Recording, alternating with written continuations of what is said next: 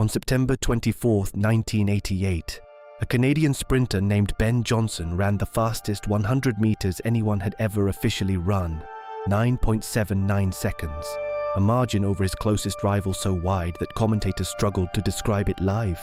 3 days later, that race no longer existed in the record books at all. Going into the Seoul Olympics, Ben Johnson and American rival Carl Lewis are already the two most famous men in track and field, a rivalry that's dominated headlines for years.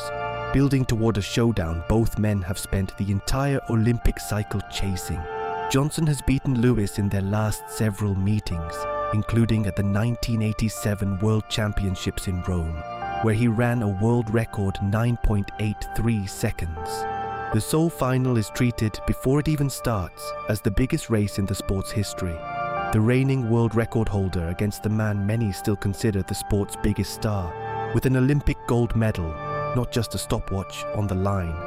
Johnson doesn't just win, he obliterates the field, crossing the line in 9.79 seconds, a new world record, a margin of victory so wide it looks almost unfair on the replay. 3 days later, officials confirmed the win never happened at all. The morning after the final, Johnson's urine sample is tested at the Olympic Doping Control Center. It comes back positive for stanozolol, an anabolic steroid, identified by Chief Analyst Park Jong-se. Within 72 hours of the greatest run of his career, the International Olympic Committee strips Johnson of his gold medal and his world record and disqualifies him from the Games entirely. It's one of the fastest, most public falls in Olympic history. A gold medal awarded, celebrated, photographed, and revoked within a single news cycle. Carl Lewis is elevated to the gold medal in his place. But the story is far from over. Johnson's positive test is about to trigger a much larger inquiry back home in Canada, one that will expose exactly how long this had actually been going on. The Canadian government doesn't just accept the disqualification and move on. It opens a formal judicial inquiry, and what Johnson admits under oath there is far worse than one positive test in Seoul. In May 1989, Canada's government convenes a commission of inquiry into the use of drugs and banned practices in sport, led by Chief Justice Charles Dubin. It isn't just about Johnson.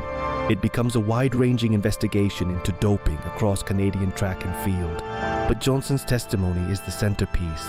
Under oath, Johnson admits he had lied about taking drugs, and that he'd actually been using steroids since 1981, 7 years before Seoul, including during the 1987 World Championships in Rome, where he'd set the world record everyone had celebrated as his signature legitimate performance. The consequence lands almost exactly 1 year after Seoul. On September 30th, 1989, the IAAF formally rescinds Johnson's 1987 world record and strips him of the 1987 World Championship gold medal too. The two biggest performances of his career, a full year apart on two different continents, are erased for the same reason. The IOC hands down a 2-year competition ban.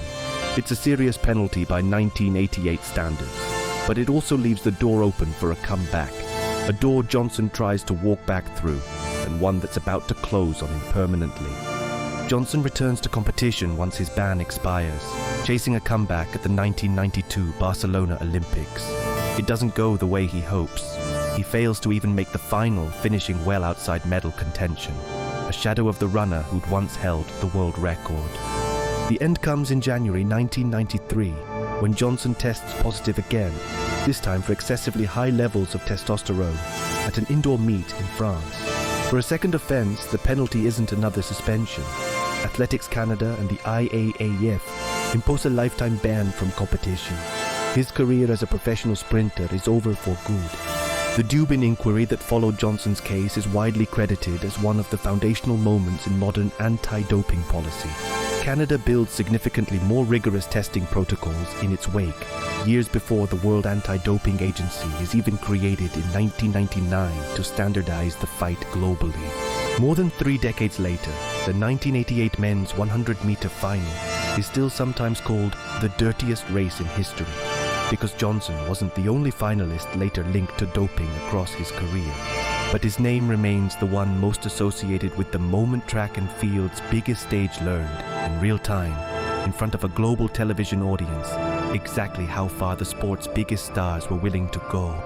The full case file, the lab results, the Dubin Inquiry testimony, and what happened to every finalist in that race is linked below. If you want to know which scandal we're opening next, subscribe. There's a new file every Tuesday and Friday.